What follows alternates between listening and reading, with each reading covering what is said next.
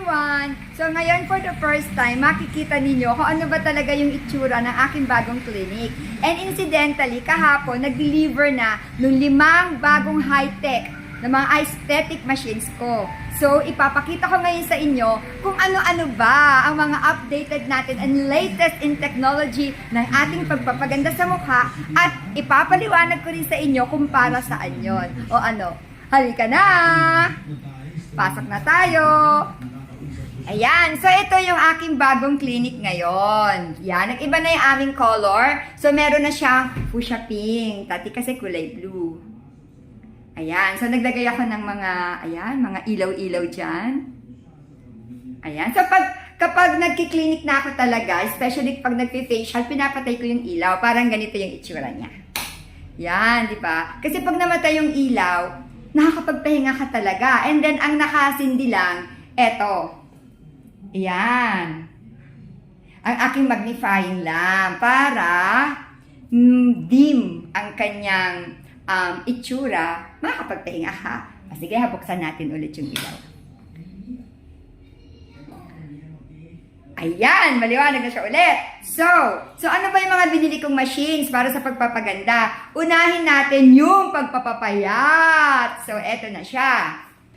Eto yung ating high-tech na pagpapapayat. Hindi lang siya basta RF dahil ito ay cryoliposis. So, ang ibig sabihin, fat freezing po tayo. So, ayan siya. Ayan, yan ang ating cryoliposis machine. And then, meron din itong kapartner. So, kung mag-o-offer ako ng pampapayat, hindi lang po ako mag-o-offer ng isang machine lang ang gagawa sa inyo, which is cryoliposis. So, after ng fat freezing, meron naman tayo yung melting of fats. Ito naman yon.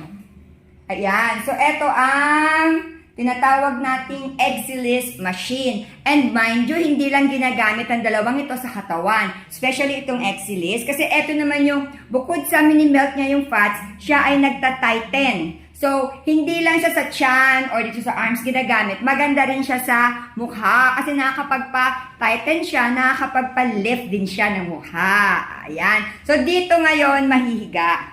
Diyan sila mahihiga. So, hindi ko ginawang color white ang bed kasi nga, para sa akin, pag white kasi dumihin siya. So, mas gusto ko black na lang. So, hindi pa mai-stainan. And this is leather naman kasi. Ayan. So, napakita ko na sa inyo si cryoliposis machine and then si Exilis machine. Dito naman tayo sa, actually, ito yung pinaka-latest in technology sa non-surgical facelifting at ito rin ang mas maganda at mahal siya. Mahal ang pagkakabili ko pero sige, okay lang. Kasi ang gusto kong i-offer sa inyo, sabi ko nga sa sarili ko, unang-una, kung ako ay magpapapayat ng kliyente, ayoko ng hilaw ang pagpapapayat. So, bumili ako ng 2 machines para kompleto tayo, di ba? Freezing and yung pagtunaw, melting of fats. Ngayon, kung ako naman ay magpapalift ng mukha, ayoko din naman yung 7D na HIFU lang. Yes, ang HIFU is known sa lifting of sagging skin. So, meron tayong traditional na HIFU, yung mga portable, yung tabletop na HIFU. Meron din yung mas later pa na technology sa kanya, mas advanced na technology which is 7D HIFU. So, ang pain nito is lesser kasi dito sa traditional, talagang ramdam mo yung pain. Dito sa 7D, mas nag-lessen ng pain. Pero hindi yun ang kinuha ko. Ang kinuha ko yung mas updated pa doon, yung mas modern doon, which is the 12D na HIFU at eto na siya. Ayan, mukha siyang robot. So, eto si 12D HIFU. Well, ang ginagawa niya, katulad din nung si 7D, nakakapagpa-lift ng sagging skin, ayan, nakakapagpa-tighten, and at the same time, meron siyang collagen booster. So, alam naman natin lahat na kapag may mga collagen production ng ating skin, mas lalo siyang nagbabanat. Nagpapabanat ang collagen. Di ba kaya nga umiinom pa tayo ng mga collagen tablets dahil doon? So, eto, may collagen booster. So, pagkatapos na magbabanat, ibuboost naman niya yung collagen sa inyong face. Ayan. So, siya si 7D HIFU. Bakit ang feeling ko para ako nagbibenta ng makina dito? Yung mga aesthetic machines. Anyway, yan yung gagamitin ko sa inyo. And aside from this, yung mga may problema, yung gustong magpa-lighten ng skin sa face, yung mga may problema sa melasma, meron tayong tinatawag na Pico Diode Laser. So, eto naman yon, si Pico Diode Laser. So, meron tayong ditong black dull carbon laser, and then meron tayong Pico laser, yun yung ginagamit. Bumili ako ng special na lente, kasi hindi nakasama dito yung lens para sa melasma treatment, ano. So, meron silang yung lens lang for whitening. So, bumili ako ng additional na lente para sa melasma treatment. So, yun ang ilalagay natin dito. Ayan. And then, aside sa mukha, meron din tayong diode laser. So, ito yung underarm hair removal. Hindi lang sa underarm nga pala. Pwede rin dito. Yan sa mga bigote natin. Pwede din yon. So, mas maganda ang diode laser as compared sa IPL. Kasi, ang IPL, it takes about hanggang 10 sessions. Ngayon sa diode laser, konting sessions lang ang magagamit dito. 3 to 5 sessions lang, okay na. Solve na ang problema nyo sa mga buhok sa kilikili or dito sa ating mga bigote. And then aside from that, kumuha din ako ng eto naman. Eto si BioLite. Maganda ang BioLite para, well, pampakinis ng mukha and then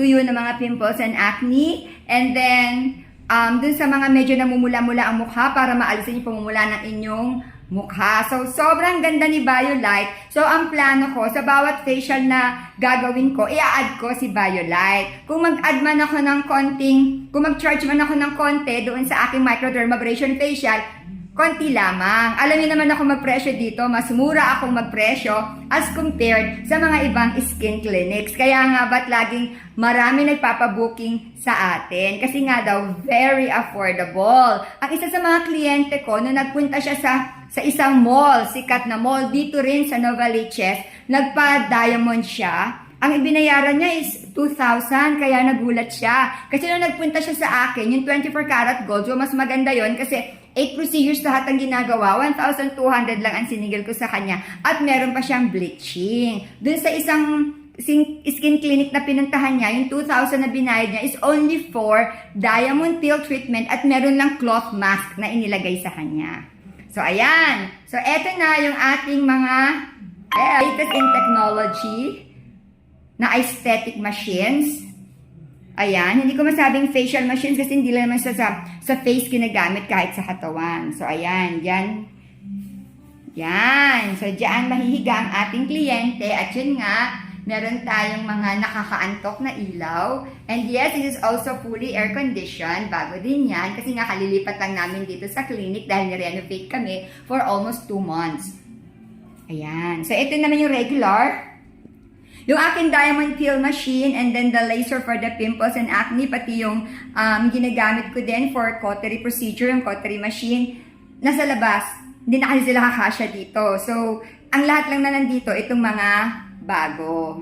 Yan. So, doon sa mga gustong mag-inquire or magtanong kung magkano ba yung ino-offer ko dito, gumagawa ako ngayon ng mga promos and rest assured na kapag naglagay na ako ng promo, is talagang mas mura siya. As in, introductory promo price talaga siya, mas mura kesa sa ino-offer ng mga ibang skin clinic. So, well, antabayanan nyo yun ha.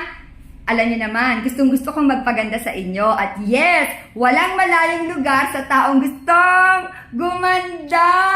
At isa pa, kung talagang gusto mong gumanda, magpunta ka sa akin kasi affordable ang presyo dito. At pagagandahin talaga kita, at dun sa mga lalaki, ipapagwapo ko kayo talaga. At dun sa mga medyo, well, may kasagang skin, o kaya medyo gustong magpawala ng fats, akong bahala sa inyo. Okay, I have to say goodbye! Bye!